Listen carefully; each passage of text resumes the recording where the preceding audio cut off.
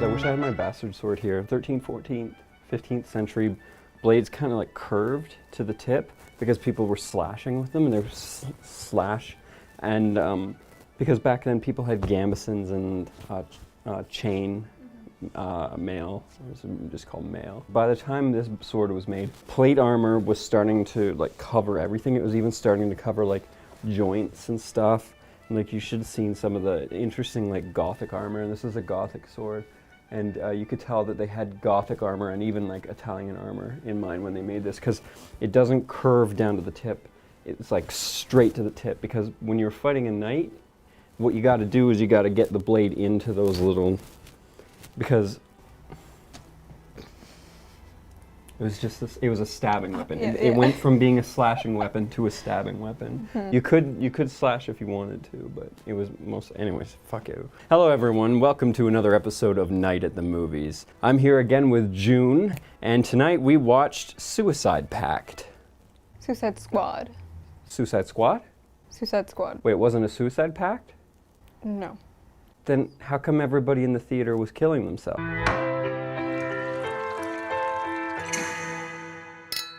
Here's to honor among thieves. We almost pulled it off.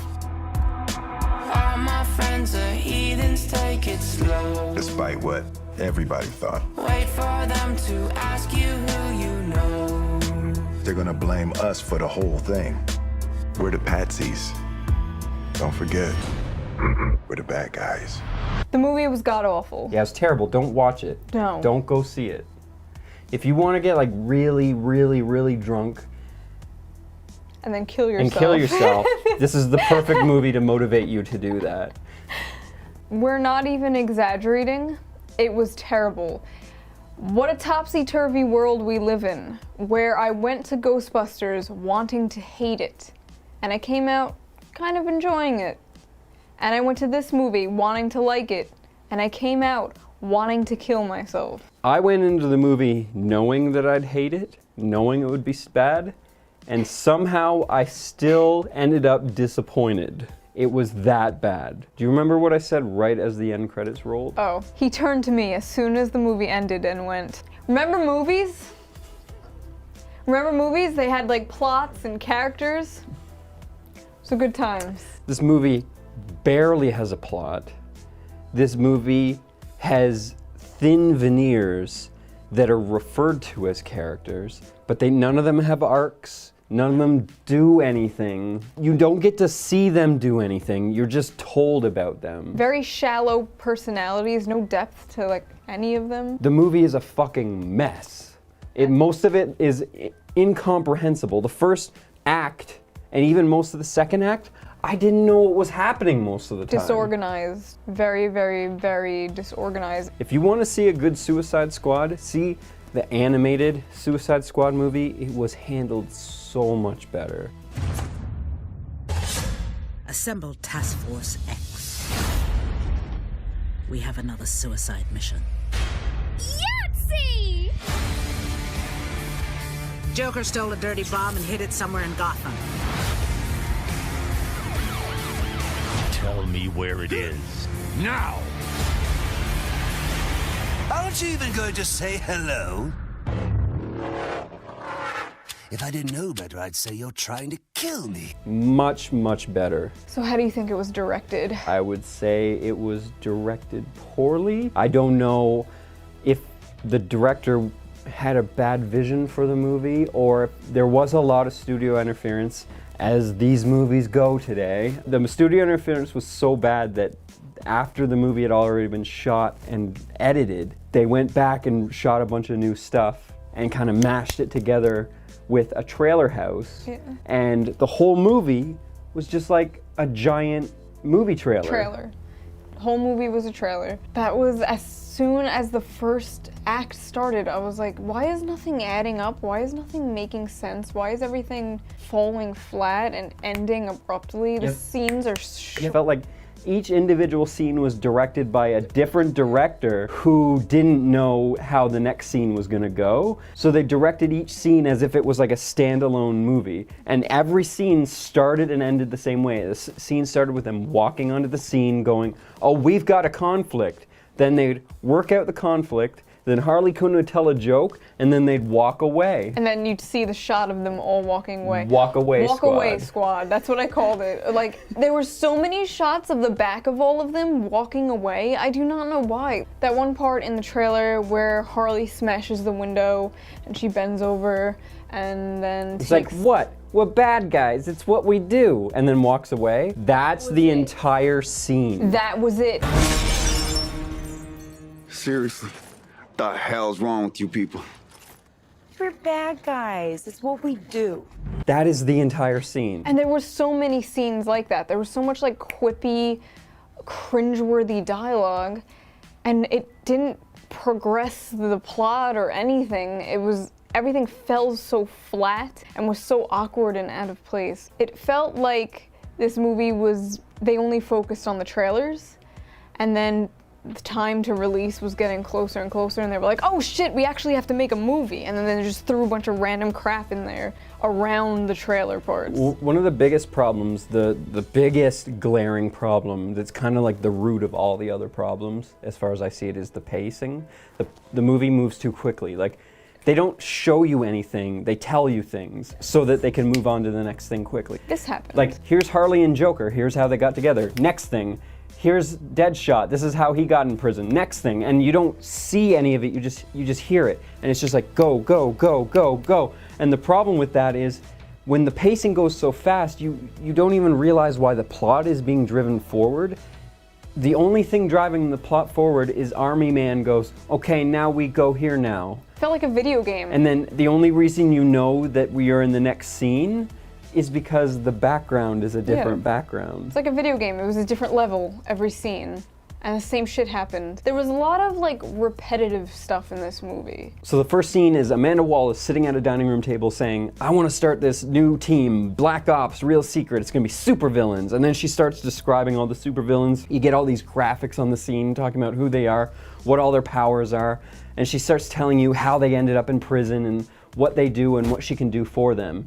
And she goes through the villains one by one. And then the next scene, we go to the prison, and they introduce us to the villains again. Then the scene right after that, Amanda Wallace is at another table doing the exact same pitch again, saying, I want to start a team, you know, Black Ops, Real Secret, like, it's going to be supervillains, they're going to do whatever I say. Didn't we do this already? We as an audience already saw this happen. You don't have to show her educating the boardroom. Like, here's the thing, in real life, yes, she would have to pitch that several times, but we as an audience only need to see it being pitched one time to know that it's being pitched. You know what it reminds me of?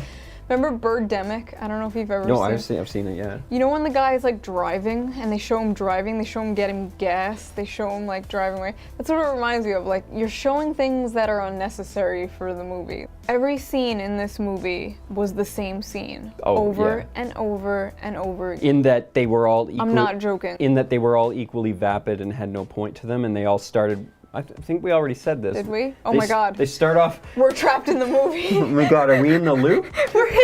Every scene starts with them walking in. Yeah, exactly. We did There's say a conflict. This. Oh my god. This is what this movie does to you. Suicide Squad. Suicide Pact. Suicide...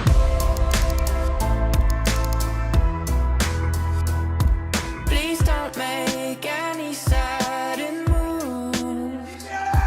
You don't know the half of the abuse.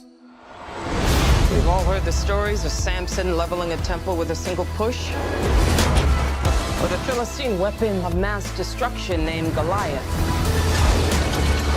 The next war will be fought with these metahumans. Please don't forget. Ours or theirs. Oh, and in case you're wondering, the reason I have this, the movie, as bad as Batman vs. Superman was, I appreciate art, and I appreciate the characters from the comics, and the real-life renditions are my favorite. And this costume was spectacular. Plus, also, I want a memento from this movie. I believe Batman vs. Superman belongs in the fucking Smithsonian. It should be known as the worst blockbuster movie ever fucking made. It belongs in a museum. I actually am really glad I own this. I will forever remember my experience. Oh wait, Can I get my Harley Quinn? Oh, where is it? Yeah, go get it. So the dialogue in this movie, It was pretty bad. it was so bad. Generally, it was like, I think you described it as like anime.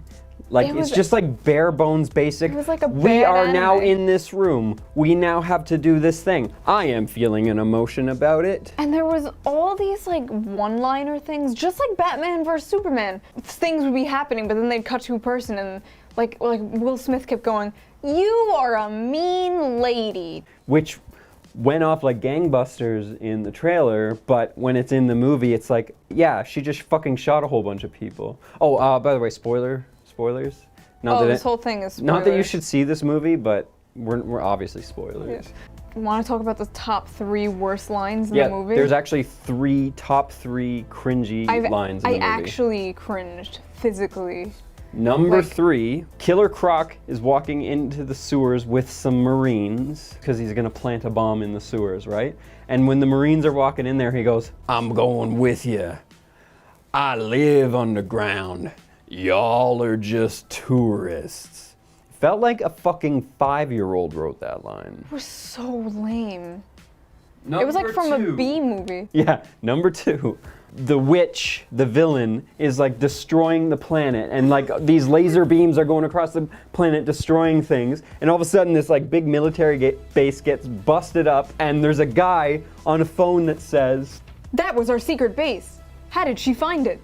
See, that's the anime part I'm talking about. It's like, or like Godzilla, like the really old Godzilla. That's what it sounded like. What was the point? that was cringy, but it was one of those so bad it's funny moments. I think we stared at each other and laughed out loud, but this last line was so cringy that I was stuck in cringe for like a full minute straight. And Yeah. I'm not one of those people that's like, oh, cringy, oh, I His can't handle legs it. were like going up in the air. I went fucking nuts. Right at the end of the movie, when the villain has this magic heart that gives her powers, and Harley Quinn slices the heart out of her. Before she says that, she goes, "You hurt my friends." That was pretty cringy. She slices out her heart, and the guy looks at Will Smith and goes, "Her heart is now out of her body." And then he like looks at the camera and is like, "Now is our chance to destroy the villain of the movie." Basically, her heart is out. Now we can finish this. As all the action is happening. We knew that. We knew that.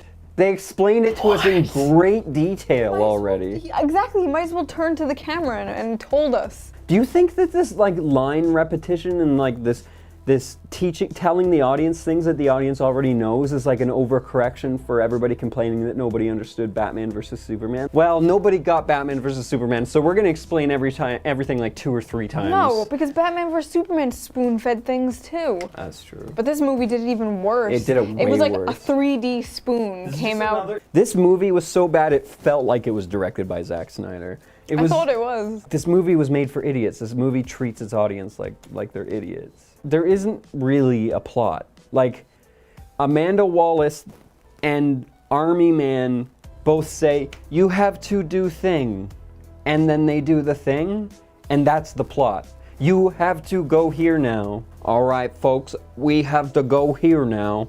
Let's go here now. We're here now. We're here now. That's the only thing driving the plot. There's zero character motivation. I mean, like how do you create character motivation when you've got a group of bandits, of thieves, of criminals that have nothing to lose and they're out loose, and the only thing keeping them doing their job is they don't want to get their head exploded from their neck bombs. You could convince them that they have to save the world because they live in the world. Like, take the Guardians of the Galaxy approach. Why would you want to save the galaxy? Because I'm one of the idiots that lives in it. The whole time it's just like, we're friends, don't hurt my friends. Yeah, they never established that they were friends. They just got together for these missions, and all of a sudden they're best friends, they're like BFFs for life. No.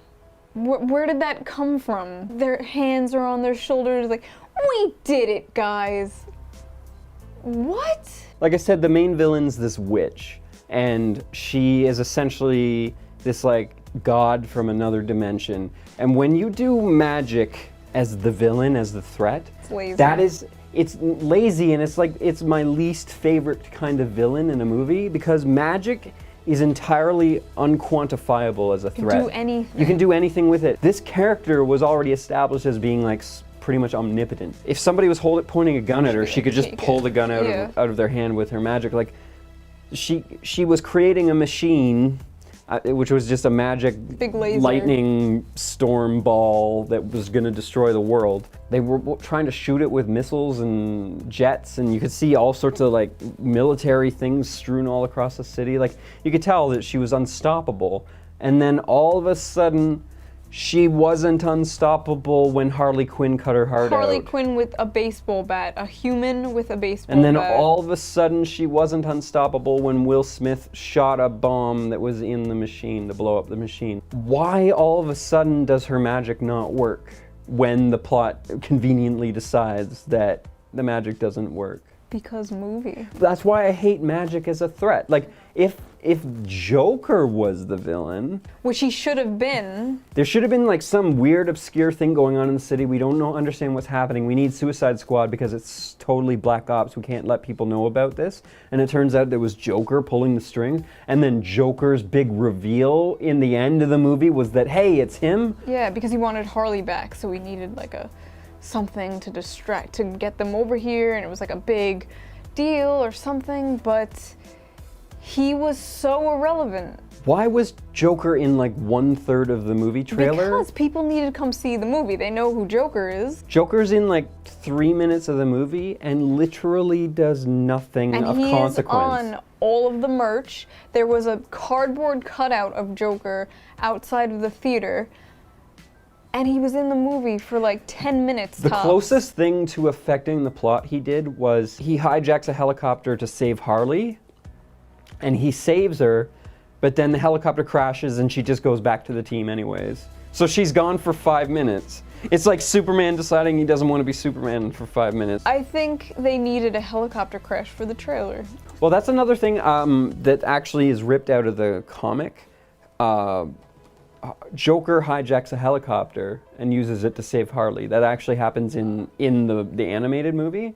Like the whole rest of this movie, it's like what Zack Snyder did with Batman vs. Superman. He saw cool things in the comic. He's like, I want that, I want that, I want that. It's like the same thing, and he puts it on the screen, but it has no context or meaning or effect on the story. It's just like, this happened, so let's show it happening. And then you don't explain it to the audience how it's significant. Like, everything's like that, and every character's like that. Like, every character is just like, hey, you remember Harley Quinn, right? We're not gonna show you her doing Harley Quinn things. You have to remember that she's Harley Quinn. The whole movie is tell, don't show.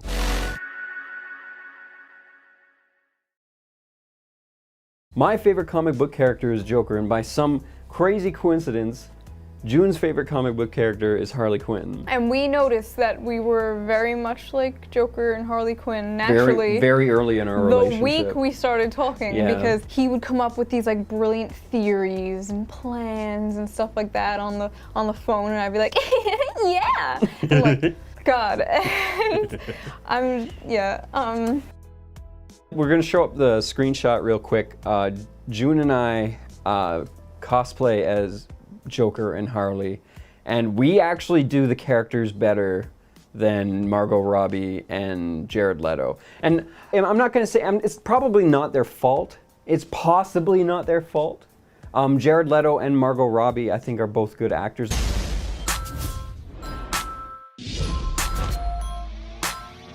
We're bad guys. It's what we do. I love Margot Robbie. And if I had to cast this movie before having seen this movie, I would have said, oh my God, yeah, get her in the role. She's hot, she's got a big smile, she's used to being sexualized in movies, you know, she's right for this role. She even does like the faux New York accent pretty well. She sounds kind of like Harley Quinn from the animated series, right? Even though she said goys. Goys. Goys. Jewish New York people say goys, but it doesn't mean the same thing.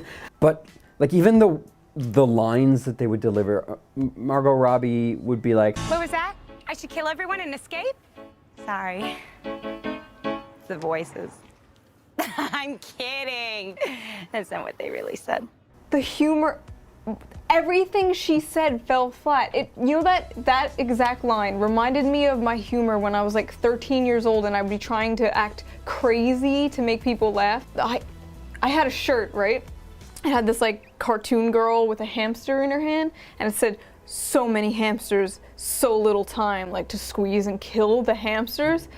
Like the crazy, stupid humor, kind of like Invader Zim humor. Not knocking Invader Zim, but like Gurr. Remember Gurr from Invader Zim? Are you too old? Do you know what Invader Zim is? Oh my god, you're so old. Why does your oldness have to be brought up in every single episode? But okay, so a couple years ago when you were 13 and you had this sense of humor. It was really cringy. And everything fell flat. And the only time she told jokes was when the scene ended. It was almost like she was only there to tell people when a scene ended. Every scene ended with her telling a joke. You could tell like in the original cut of the movie she was supposed to be the comic relief. Mm-hmm. And in the recut of the movie, she's just like this constant onslaught of jokes. The joke that ran dry on me really quick, that kept getting repeated, was the joke that she's hot. Hey guys.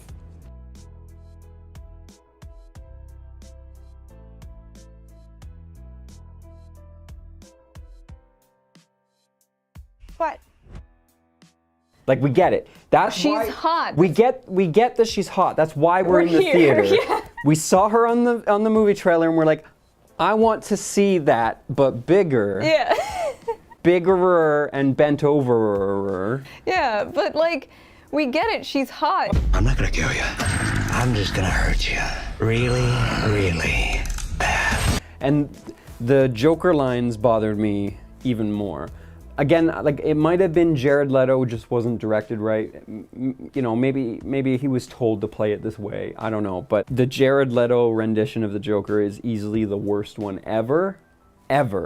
And I'm including Cesar fucking Romero. Painted over his mustache because he wouldn't even shave it. He was that much of a dick. Even he was a better Joker. The line that comes to mind, he had one in particular that pissed me off.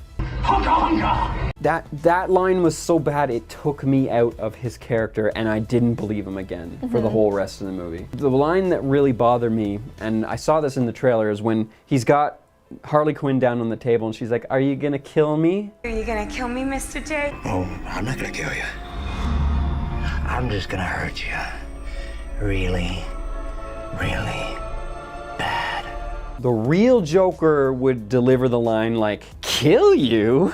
But that would ruin all the fun. Yeah. Also, I don't think he would electroshock her. He would just like manipulate Okay, her. well, the thing is, that's another one of those pacing things. Like, they're rushing through the plot so fast, they're showing that he electroshocked her and threw her in a vat of acid to fast forward the plot so they wouldn't have to show you how he manipulated her. It's just like, oh, acid and electroshock, we get it, whatever. That's how it happened. It was insulting because in the original story of how he manipulated her, it was over months and months. She would slowly get more and more in love with him. He just toyed and then with he would her mind. slowly twist her mind, and then she became Harley Quinn. And then she helped him escape. Yeah.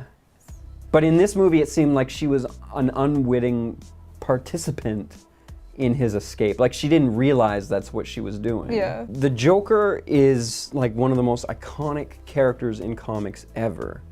And like, the last rendition of him was easily the best rendition of him ever. So they should have followed this up with, oh, we got a new one and he's even cooler, guys. He's like hip with the new kids and everything. He wears like Hot Topic clothes and looks like a pimp. He's so cool, guys. And he talks like awesome and stuff. And instead, they're just like, oh, here he is right at the beginning. Oh yeah, he's a Joker, whatever. You know him. He's awesome. So, you know him. Because he's awesome. There was no reveal. And the whole time in the beginning, you're being told, oh yeah, he manipulated Harley and then she became Harley Quinn. You know, no big deal, whatever. And then he escaped prison, no big deal. And then he kind of just like periodically shows up throughout the movie in like weird flashback scenes. There was one scene that almost worked for me with him. where they're in a kitchen and there's this like the goofy prison guard is in a white suit and he's like, huh, what's going on? I don't know what's going on. And there's like a big guy behind him chopping meat really hard and loud. Everyone's just weird And crazy. weird people in the corner, and the guy in front's like, hey man, I had to convince these guys not to fucking kill you. It's crazy. And all of a sudden Joker walks in, and Joker's the most serious one in the room, and the Joker brought the tone down. And it's like, how is Joker the most serious one in the room? And then he like did the kiss the ring. So he was like this pimp Mob boss guy, like nothing like any Joker before. Joker is either like very crazy and genius, evil, psychotic genius, or he's almost like classy in a way, like just kind of a genius, classy. This guy was just like a sleazy, disgusting pimp. Yeah, sleazy pimp. And Harley Quinn was like a whore. She was a whore stripper. Why were they a pimp and a stripper? Why?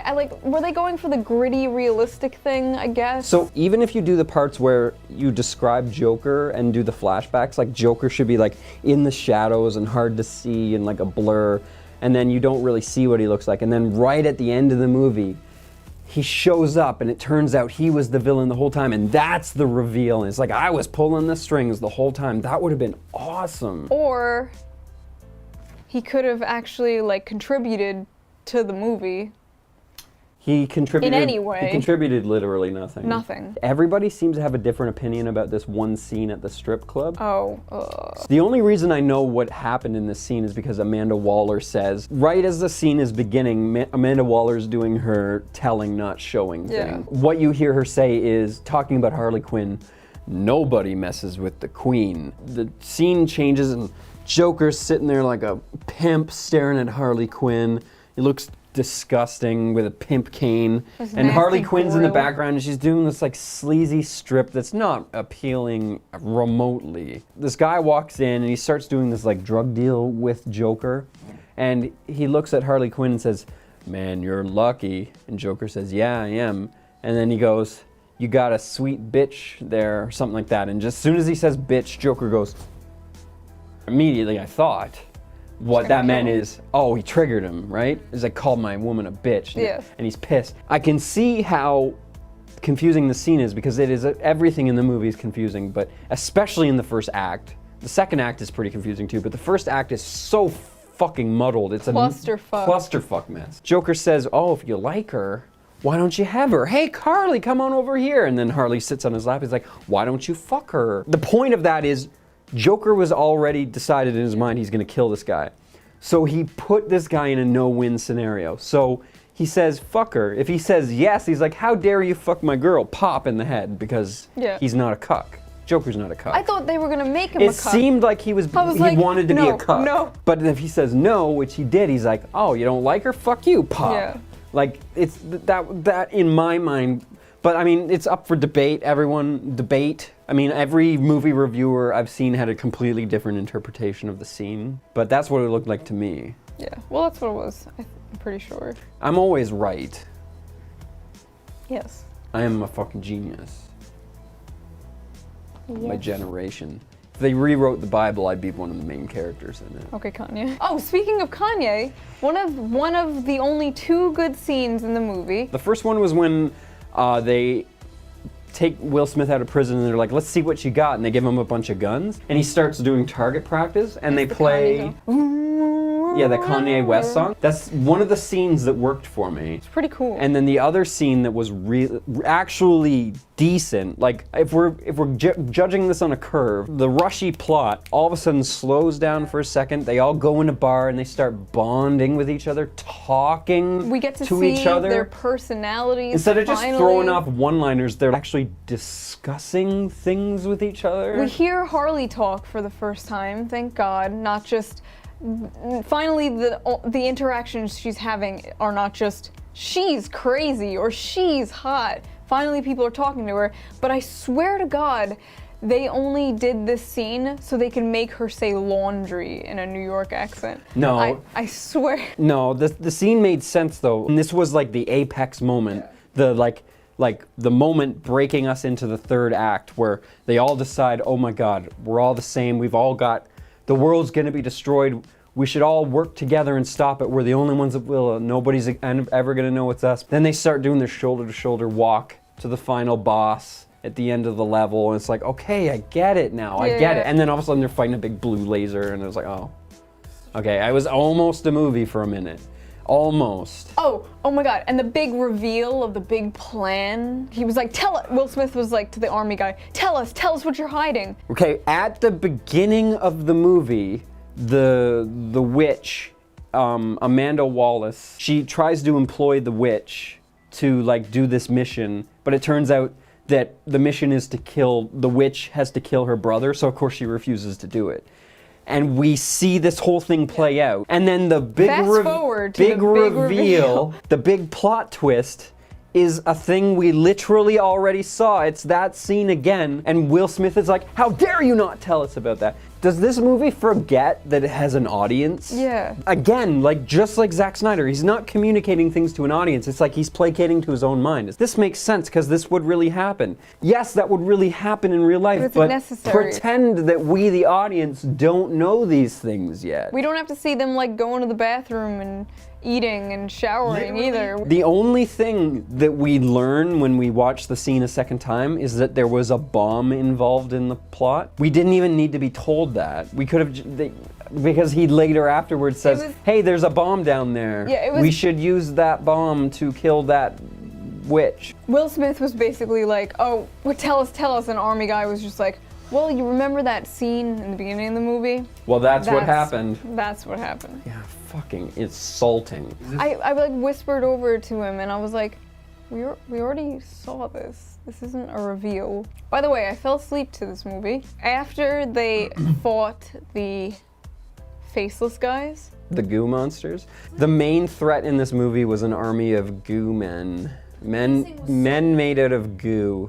No, that was just an excuse so they can fight people and show their powers and have cool 3D battles. Whoa, like it was so lazy and stupid and boring. The action scenes were boring. How are action scenes boring? The action scenes were incomprehensible because you've got black monster men in a dark room or a dark alley, and you just see people like thrashing around with all these quick cuts that are happening too fast. Sometimes slow motion. And just all of a sudden there's a slow motion, you see like Harley Quinn's baseball bat hit somebody, and you're like, oh, that's what's happening? And then all of a sudden back to the nonsense again. Because the pacing was so fucking quick, when they finally got to the first action scene, I'm like, wait, how did we get here so fast? What's going on? Yeah. Who are they fighting even? What's happening? Everything moves so quick. Again, just like Batman versus Superman, there's times when they spoon feed you information, and then there's times where they just don't even tell you at all. They just expect you to know or something. Or just don't care to tell you.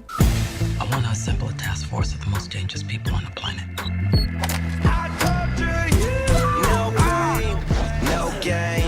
Never stand down, made our own way. Y'all jokers must be crazy. You could tell that there was a serious recut of this movie. After Batman vs. Superman got panned by critics, they went back and reshot a bunch of stuff, and they tried to make the movie funnier because people were saying that Batman vs. Superman was too serious.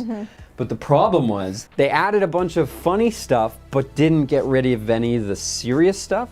And they didn't meld. Like, you know a good movie where it melded with superhero or super with Rainn Wilson, where it was like a dark comedy where the seriousness intermixed with the comedy really well. This movie, you'd have these really serious moments and they get totally ruined by the comedy. The comedy was almost like off-putting.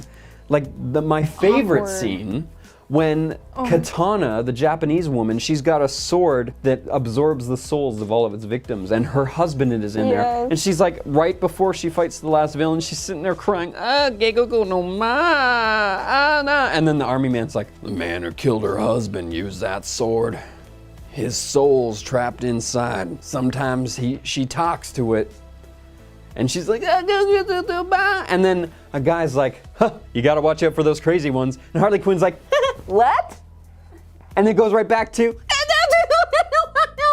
this woman is sobbing over her dead husband, and they just cut to this stupid-ass, cringy, stupid-ass joke. And it cuts back. That was like, so awkward. There was a lot of moments like that, though, where the comedy was really, really... out of place. Ham-fisted, forced. That one joke So there's this old unoriginal joke about when you die, erase my browser history. They said that joke. Some guy was like, when I die, erase my browser history.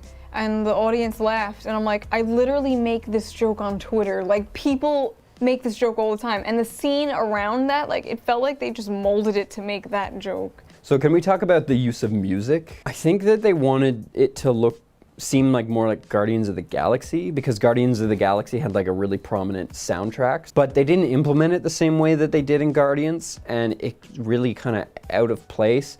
Like, I would say the soundtrack was good songs. There wasn't a single song I didn't like. Yeah, they were cool. I would say when that Kanye West song played during Will Smith's target practice scene, that was the only time that the music worked with the scene. Every other time, they would, like, a scene would start and people would start talking, and then all of a sudden music would start blaring so loud that sometimes you couldn't even hear what the actors were saying.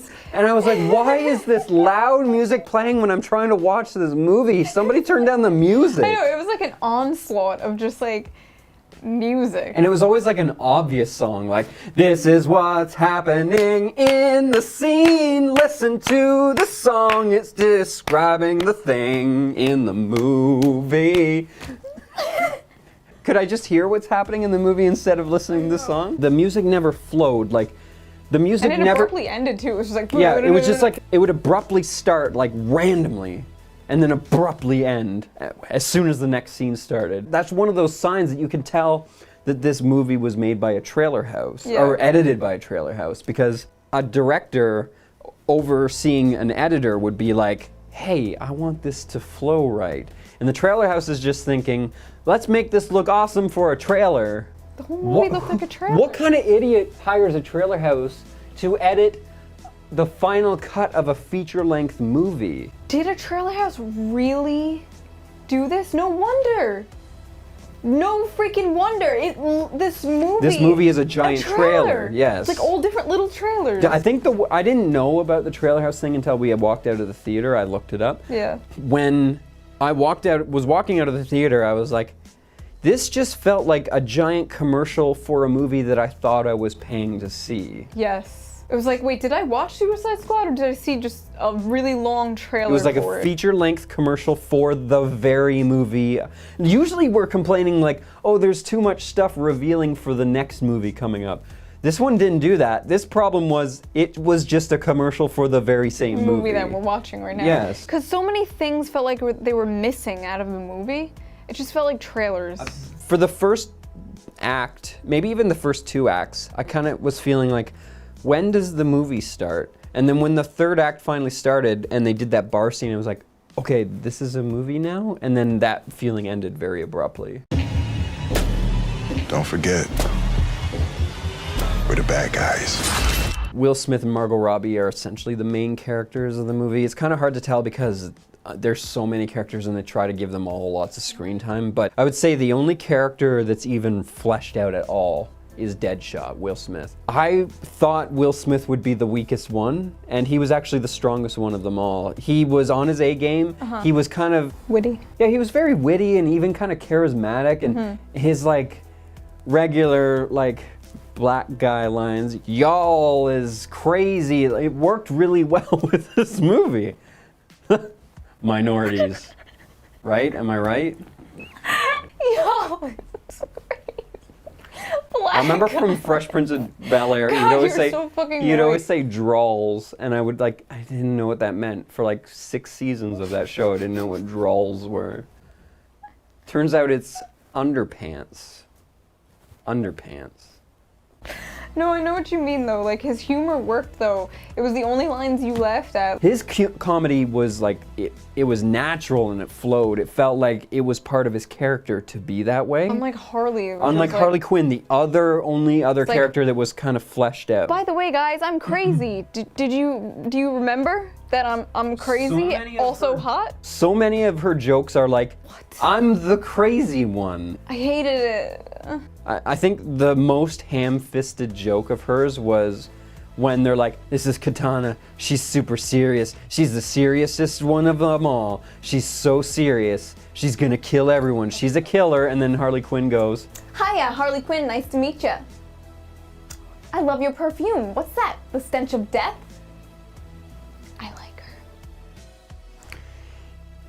Forced. Just everything in this out of movie her was mouth was forced, forced. ham-fisted, just Spoon-fed. like movie, movie, movie, movie, movie, movie, movie, Did you movie, movie, forget movie, you're movie, watching a movie, movie? movie. Because you are. You're not watching a trailer. I swear. You got nothing to worry about from me. I'm cool, homie. Pyro is the only character in the movie that had an arc. Like Will Smith sorta, kinda, almost had an arc where it's like he wanted to see his daughter and then he got to see his daughter. Oh no, Diablo. He started off with the movie like feeling really guilty about killing his family, and then at the end of the movie he quenched the fire by righting all his wrongs by calling everyone his family and then sacrificing himself for them. The whole movie he wouldn't fight, and then finally when he fights, it's to save his family. When in the last time he fought, he accidentally killed his family. So that's sort of an arc, right? I'm beautiful. Killer Croc, he had what, 3 lines in the movie? I understood one of them and it made me laugh because it was so bad. It was really the other bad. ones, it was between him having a Louisiana accent that I didn't pick up on the first time I heard him talk, and they added so many effects to his voice. It was just like the deep grumble and then like a delay and an echo and then like a deepening thing, and there were so many layers of effects. It was like, might as well just listen to Godzilla. I was gonna add a sound effect. I was gonna add the Godzilla sound effect, but that was way better.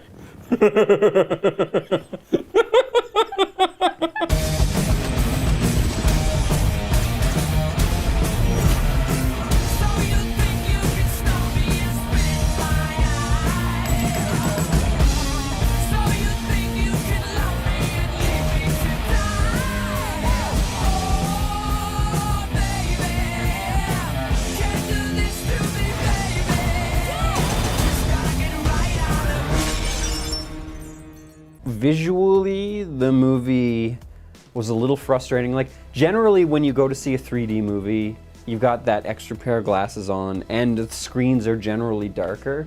But even with all that, I felt like I couldn't fucking see anything.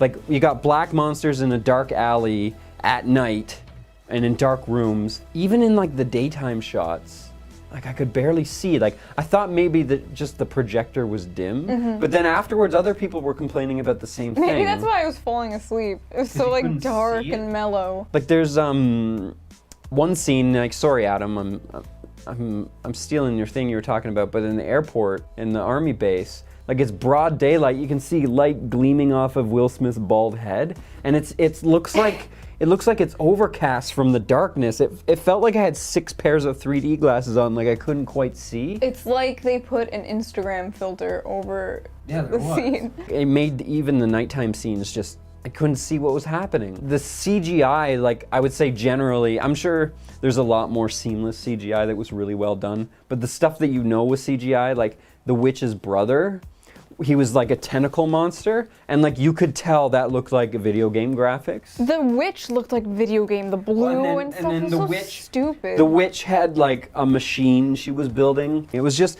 this big lightning ball So lame. of garbage, as Will Smith called it, and that was what they were fighting. And you cannot defeat me. Oh shit, a baseball bat.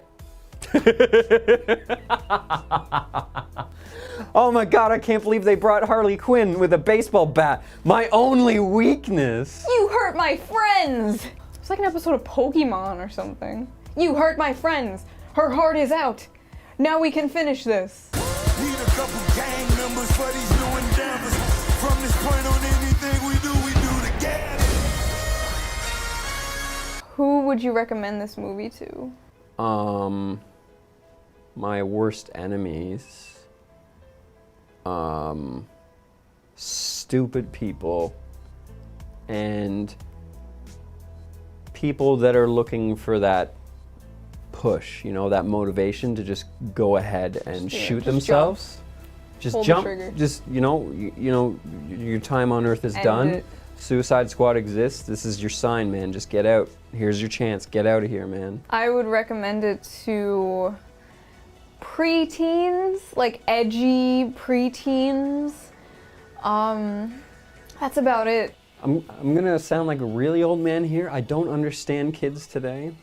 Okay, we're done. Perhaps. Bye, everybody.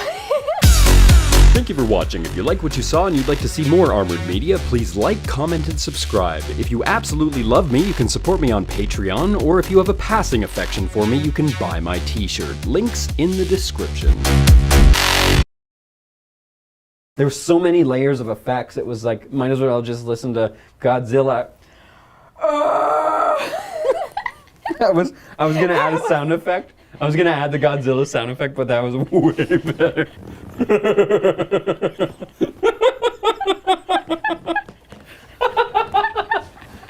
I listened to that for an hour. There you go. That's better than Suicide Squad.